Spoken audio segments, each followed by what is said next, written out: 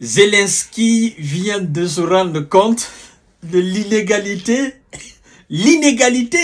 le deux poids deux mesures qui se passe en Ukraine.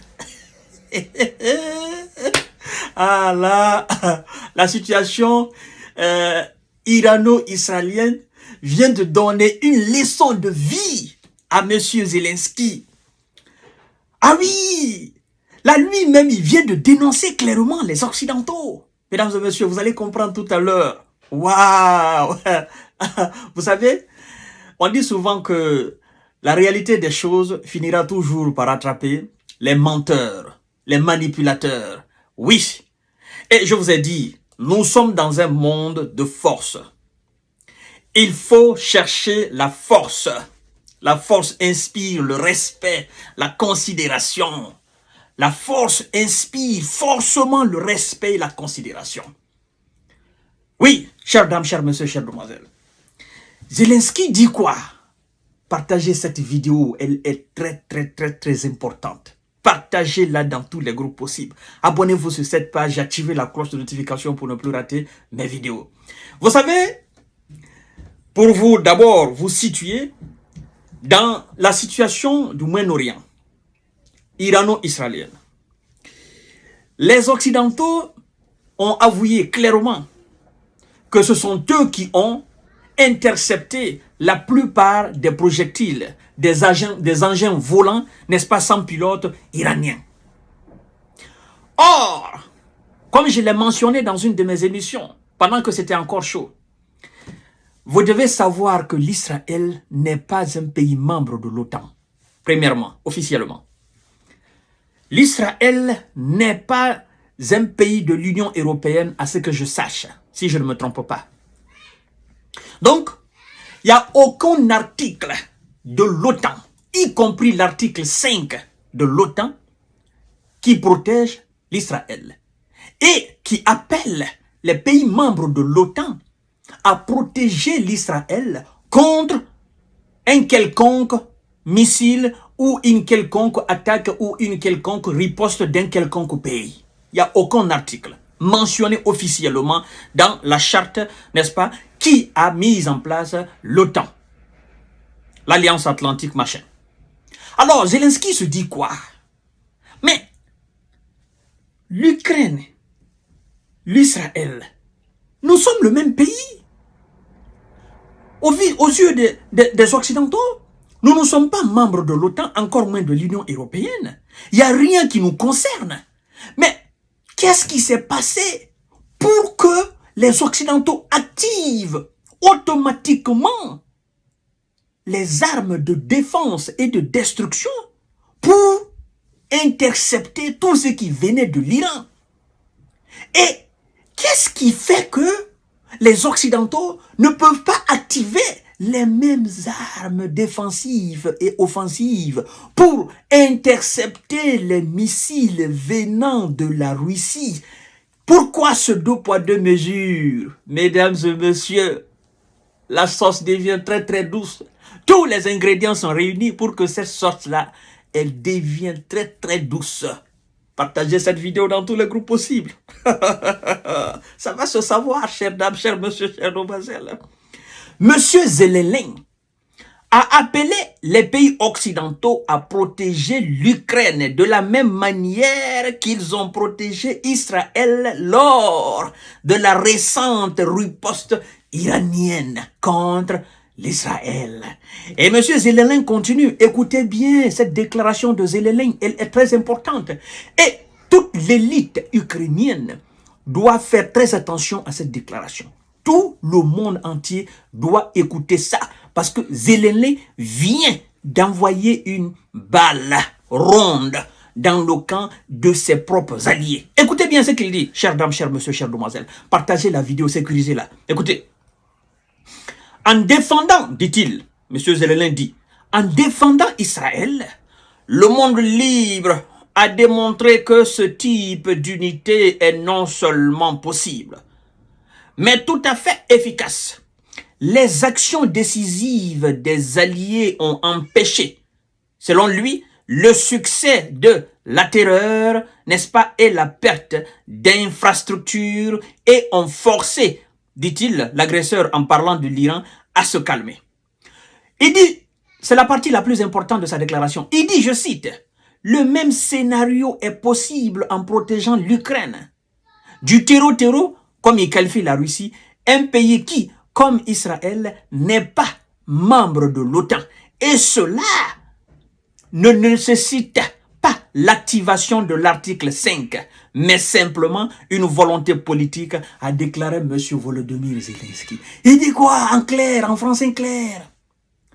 Pour lui, le monde libre a fait montre d'unité. Le monde libre a fait montre de volonté pour lui. Le monde libre pour lui, c'est le bloc occidental. Il dit, le monde libre a protégé l'Israël. Pourtant, il n'est pas membre de l'OTAN. Hein? Il n'y avait pas besoin d'activer l'article 5. L'article 5, c'est quoi? Tout pays qui attaque un pays de l'OTAN, si je ne me trompe pas, tous les membres de l'OTAN doivent alors se lever contre ce pays-là. En clair. Aujourd'hui, je prends l'exemple sur l'AES. Tout pays qui attaque le Niger, le Mali, le Burkina attaquera ce pays-là. Tout pays qui attaque le Burkina, le Mali, le Niger attaquera ce pays-là. Tout pays qui attaque le Mali, le Burkina et le Niger attaquera ce pays-là. C'est ça l'article 5, si je ne me trompe pas, de l'Alliance Atlantique, transatlantique. Tout pays qui attaque la France, tous les membres de l'OTAN réunis vont attaquer ce pays-là. C'est ce que ça veut dire. Oh, Israël n'est pas dans l'OTAN. Ah donc, ne doit pas bénéficier de l'activation de cet article. L'Ukraine n'est pas dans l'OTAN, donc ne doit pas bénéficier de l'activation de cet article. Et Zelensky dit alors, ce qui a été fait doit être fait aussi pour mon pays. Donc, vous avez manifesté votre volonté de protéger ce pays-là. En quoi ce pays est différent du nôtre? En quoi? Pourtant, vous dites que je dois rentrer dans l'OTAN. Pourtant, vous dites que oui, prochainement, dans quelques jours, dans quelques mois, forcément, je dois rentrer dans. Mais pourquoi? Parce que nous avons constaté ça. Le peuple ukrainien n'est pas bête. Et alors, c'est là, je crois bien, le ministre de la Défense britannique, M. Cameron, David Cameron, remet à sa place clairement M. Zelensky. Écoutez bien la déclaration de ce dernier, chères dames, chers monsieur, chères demoiselles. La partie devient très intéressante. Il dit ceci. Le ministre britannique des Affaires étrangères, oui, c'est le ministre britannique des Affaires étrangères, autant pour moi, j'allais dire monsieur ministre de la Défense. Le ministre, n'est-ce pas, britannique des Affaires étrangères, David Cameron, avait déjà commenté cette question, affirmant que les armées de l'OTAN ne pouvaient pas abattre de missiles au-dessus de l'Ukraine, car cela entraînerait une menace de confrontation avec l'armée russe. Monsieur Zelensky, vous avez compris? L'un des hommes phares de l'OTAN, parce que Grande-Bretagne, quand même, c'est un pays membre fort, puissant de l'OTAN. Vous savez, les pays membres forts, puissants de l'OTAN, il y a d'abord les États-Unis, il y a l'Allemagne, il y a la France, et puis il y a la Grande-Bretagne, et puis il y a les autres. Vous avez compris? Il y a les autres. Alors, l'un des éléments phares de cette alliance dit à M. Zelensky, mon cher, aucune armée de l'OTAN n'a le droit et ne peut se permettre d'abattre au-dessus de l'Ukraine des missiles de Vladimir Poutine. Ce serait alors déclarer la guerre ouvertement à M. Vladimir Poutine. Et ça, on ne peut pas le faire. Ça veut dire quoi? Oh, le rapport de force, c'est pas la même chose. Ils osent plus l'Iran que la Russie. Il est très facile d'abattre les missiles russes et les missiles iraniens que d'abattre les missiles russes. Hey, mesdames et messieurs, écoutez bien. Ça veut dire quoi? Oh, ça veut dire tout simplement que, je donne un exemple.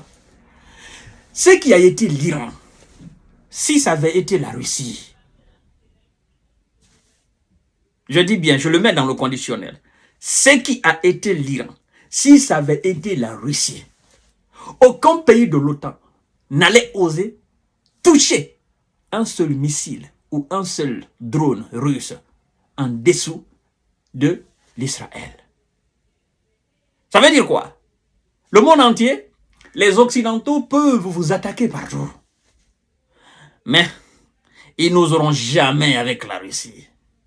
Ça veut dire que même l'allié le plus charmant du bloc occidental, même le prince le plus protégé du bloc occidental, s'il venait à faire quelque chose à la Russie et que la Russie venait à prendre la décision de riposter ou d'anéantir ce prince charmant allié des Occidentaux, aucun pays membre de l'OTAN n'oserait s'arrêter devant la Russie. Monsieur Volodymyr Zelensky, voilà la réponse de votre question, n'est-ce pas, sur mon plateau de télévision. Donc, ne vous attendez même pas à ce que les Occidentaux abattent des missiles. Ils vont quand même vous donner des armes. Ils vous diront continuez. Ils vont former vos soldats. Ils vous diront continuez. Mais eux-mêmes, ils disent ils ne le feront pas. Alors, parce que dans cette déclaration de M. David Cameron, ça veut dire tout. Nous ne pourrons vous donner des avions. Parce que il n'y a pas d'aviation militaire maintenant en Ukraine. Nous serons obligés d'aménager, n'est-ce pas, une aviation montée de toutes pièces dans un pays proche de l'Ukraine pour faire décoller les avions. Si on doit vous donner réellement pour faire décoller les avions. Et Vladimir Poutine a dit quoi? Je ne suis pas contre que vous envoyiez des avions. Mais je verrai où ces avions vont décoller. La Pologne ne va jamais accepter que les avions décollent de son territoire pour aller faire la guerre à la Russie. La Pologne deviendra une cible privilégiée. La France n'acceptera jamais cela. L'Allemagne non plus. La Grande-Bretagne non plus. Alors, c'est que ces pays n'accepteront pas. Vous pensez que c'est la petite Roumanie, avec peu de moyens, qui va accepter que les avions décollent sur son territoire? Non. Monsieur Zelensky, vous êtes perdant. On vient de vous dire clairement. Ouvrez alors les oreilles pour comprendre. Ouvrez les yeux grandement pour voir clairement. Même si on venait d'anéantir complètement votre pays, aucun membre de l'OTAN n'est prêt à faire face aux missiles russes, n'est-ce pas, en Ukraine. C'est dommage. Le 2 poids 2 mesures de l'Occident, c'est ce que Zelensky lui-même vient de constater. Ça va se savoir. Partagez la vidéo dans tous les groupes possibles.